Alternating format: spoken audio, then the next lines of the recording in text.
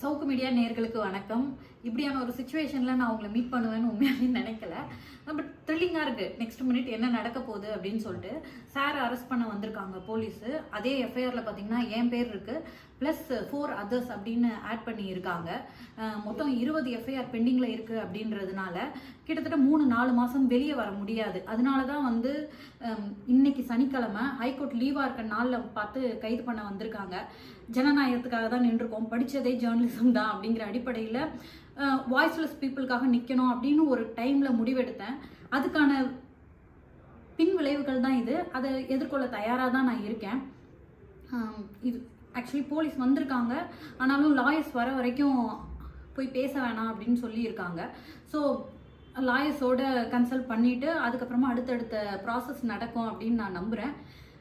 இப்போ வரைக்கும் உங்களோட பேச முடியுது, இதுதான் நிலைமை. ஸோ சிச்சுவேஷன் என்னன்னு உங்ககிட்ட எக்ஸ்பிளைன் பண்ணிடலான்னு நான் நினச்சிருக்கேன். எப்பவுமே கூட நின்றுருக்கீங்க, உங்களை ஒரு குடும்பமாக நான் பார்க்குறேன் அப்படின்றதுனால இன்ஃபார்ம் பண்ணிவிடுவோம் அப்படின்னு நினச்சேன். ஸோ நன்றி.